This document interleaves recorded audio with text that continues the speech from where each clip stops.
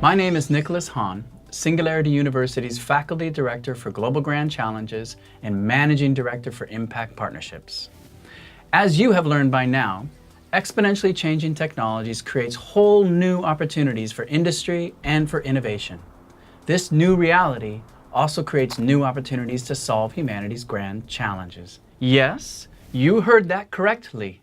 Actually solve humanity's grand challenges. At Singularity University, we group these into 11 challenge domains: energy, environment, food, water, disasters, space, education, health, security, prosperity, and governance. For each domain, we identify 3 types of challenge. 1, ensuring basic needs are met for all people.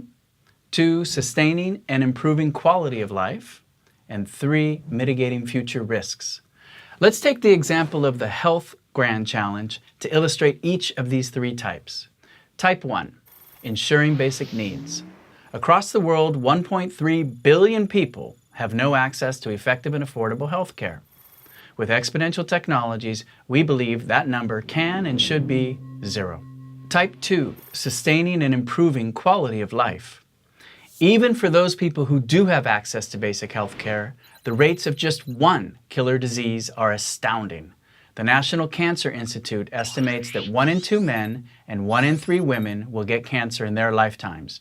Who wouldn't want better cancer detection mechanisms? Type 3, mitigating future risks. The recent outbreak of Ebola in West Africa was a stark reminder of our vulnerability to future pandemics. A similar categorization can be done in more detail for each of the Global Grand Challenges. Progress is being made on each of the Global Grand Challenges, but there's still much to do. In the Global Grand Challenge area of prosperity, for example, in 2013, the World Bank declared that ending extreme poverty was in sight, and that the percentage of people living on less than $1.25 per day has halved between 1990 and now, from over 40% of the global population to less than 20%, and that they project this to be around 5% by 2030. Tremendous progress for sure, but just recently the World Bank announced that poverty reduction rates are starting to stagnate, and that dire poverty is persistent and structural in some parts of the world. This reminds us that we still have tremendous work to do. At the same time, new challenges are emerging.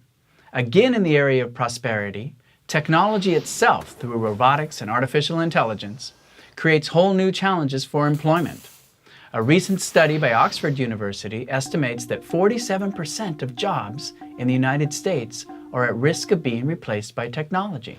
Similar trends, both positive and negative, can be found for each of the Global Grand Challenges. Peter Diamandis, author of Abundance, The Future is Better Than You Think, provides a running tabulation of progress in critical areas of human development. For example, global life expectancy from the year 1900 to 2010 has more than doubled from 31 years to 67 years. Similar dramatic improvement can be found in areas of literacy, child mortality, and many others.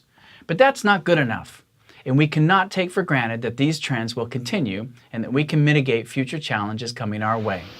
What is the role of technology in solving humanity's grand challenges? Are these really technology problems, or are they social problems? A few points to consider. 1, exponential technology is happening regardless. Who wouldn't want to use these tools to solve a challenge? If not you, then surely someone else will. 2, exponential technologies are a total game changer and create new opportunities. For example, the exponentially decreasing price of decoding the human genome enables a whole new era of personalized medicine that we could never have dreamed of before. Designer drugs that are designed just for you. 3, the scale of challenges that humanity faces requires new approaches. Pandemics, climate change, disruptions to the global economy are just a few examples of the grand and global scale of humanity's challenges. We will need to leverage solutions that can equally be scaled globally. 4, all of that said, technology does need to be situated within social, political, and cultural contexts. It does not work in isolation. There are compelling incentives for urgent and dramatic action on humanity's grand challenges, whether from the perspective of business opportunities, personal fulfillment, or existential imperatives. Peter Diamandis likes to say that the world's greatest challenges are the greatest opportunities. The Harvard business professor, Michael Porter, also says the biggest challenges facing society are the biggest business opportunities. He offers a framework called shared value to overcome the notion that business is somehow disconnected from engaging in solving humanity's challenges. Shared value means addressing a social issue with a business model. Porter says shared value is when we can create economic value and social value simultaneously. And the size of the market is tremendous. The Indian economist Prahalad wrote a book titled The Fortune at the Bottom of the Pyramid, which has popularized the economic opportunities in reaching the poorest and most marginalized people. Just in the past few years, a whole new investment class called impact investing has emerged and is projected to increase dramatically. The Monitor Institute estimates that the impact investing market, that is, investment with an explicit social purpose, will grow to $500 billion in the next 10 years and considerably more beyond that. And then, of course, there are the personal incentives. Many of us explore the higher meaning of purpose in life. Our spiritual grounding sometimes call for action in helping humanity. Some of us see these as complicated puzzles to be solved. And of course, there can be a myriad of other personal reasons, such as a connection to someone who's directly experiencing a global grand challenge, that are a call for us personally to engage in solving them. And then there are also existential imperatives. Technology itself creates new challenges. Democratization of technology means that everyone, everywhere, will have access to drones, to bioengineering labs, and other amazing technologies that can do so much good in the world. And these same technologies can do great harm. What kind of world will be most conducive to ensuring that technology is used for good? Indeed, Franklin Delano Roosevelt reminded us, the test of our progress is not whether we add more to the abundance of those who have so much, it is whether we provide enough for those who have too little. Given the magnitude and urgency of these challenges, it's not just an issue that we can solve them. We, this generation, needs to solve them. But which of the global grand challenges is most important to address first? This is an interesting question. Where would we get the biggest benefits?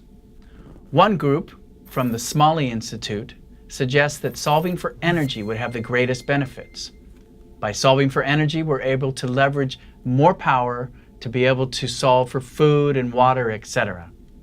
Another group, called the Copenhagen Consensus, convened leading economists from around the world and asked the question, of all the main challenges facing humanity, which of these is the most solvable from a cost-benefit analysis? Their conclusion was the most solvable is infectious diseases, while ending hunger is the second. While these and other groups came to different conclusions based on their different sets of criteria, the main point is that there is increasing global consensus that big, hairy, audacious challenges can actually be solved. Ultimately, what matters is which of these do you have a comparative advantage with? In which of these do you see critical opportunities? Where do you have the most passion? Guidance can be drawn from Stephen Covey's advice to match your sphere of concern with your sphere of influence. As you consider each of the global grand challenges, keep in mind three things. Why does this matter from both professional and personal perspectives? What opportunities exist for my company or business to engage in solving the global grand challenges?